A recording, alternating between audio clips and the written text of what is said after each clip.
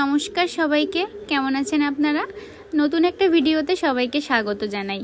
আজকে তৈরি করব ফুলকপির ভাপা। খুবই ইউনিক একটি রেসিপি। আপনারা চাইলে কিন্তু ঝটপট বাসায় ট্রাই করতে পারেন। তবে আমার মনে হয় এখনও অনেকেই কিন্তু এই রেসিপিটা বাসায় তৈরি করেননি।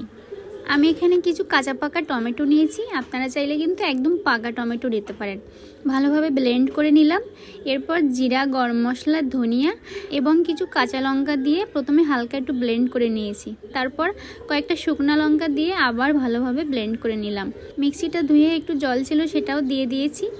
এখন দিয়ে দেব প্রায় 3 টেবিল চামচ পরিমাণ টক দই। পরিমাণ মতো লবণ এবং হলুদ দিয়ে দেব। তারপর দিয়ে দেব রান্নার সম্পূর্ণ সরিষার তেল। এখানে কিন্তু পুরো তেলটা আমি দিয়ে দিয়েছি। এখন খুব ভালোভাবে মিশ্রণটাকে মিশিয়ে নেব প্রায় 1 থেকে 1.5 মিনিট সময় নিয়ে। তারপর এরকম ঢাকা দিয়ে রেখে দেব 10 মিনিটের জন্য।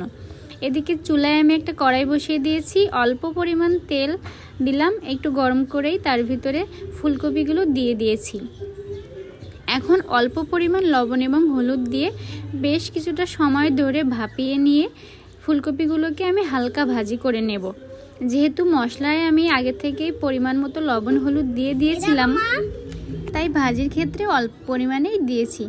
এভাবে কয়েকবার ঢাকা দিয়ে রান্না করে নেব। আর কিছুক্ষণ ঢাকা দেওয়ার পর দেখবেন একটু জল বেরোবে। তারপর ওই জলটা শুকিয়ে নিলেই কিন্তু হয়ে যাবে। এরকম হালকা হালকা লাল করে ভাজি করে নিলেই হবে। ভাজিটা একদম কমপ্লিট। এখন আগে থেকে যে মশলাটা তৈরি করে রেখেছিলাম এর ভিতরেই আমি ফুলকপিগুলোকে দিয়ে দেব।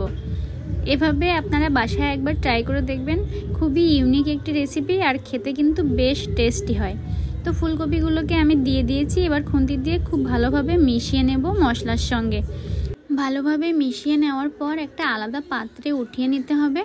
আমাদের সকলের ঘরেই কম বেশি বড় বড় স্টিলের পাত্র থাকে। ঠিক আমি এরকম একটা স্টিলের পাত্র নিয়েছি। এর ভিতরে সবগুলো ফুলকপি এবং মশলাকে খুব ভালোভাবে উঠিয়ে নেব। তারপর খুন্তি দিয়ে একটু এরকম নেড়েচেড়ে সমান করে সেট করে দেবেন। যে পাত্রে মশলাটা রেখেছিলাম সেই পাত্রটা ধুয়ে অল্প পরিমাণ জল দিয়ে দিলাম সিদ্ধ হওয়ার জন্য। এখন ভালোভাবে জলটাকে মিশিয়ে নেব মশলার সঙ্গে। উপর থেকে কয়েকটা কাঁচামরিচ দিয়ে দিলাম মাঝখান থেকে কেটে, চাইলে কিন্তু আস্তেও দিতে পারবেন। এভাবে নাড়িয়ে ঝাঁকিয়ে ঝাঁকিয়ে একটু সেট করে নেবেন। তারপর ঢাকনা দিয়ে এবার আলাদা একটা পাত্রের ভিতর বসিয়ে নিতে হবে।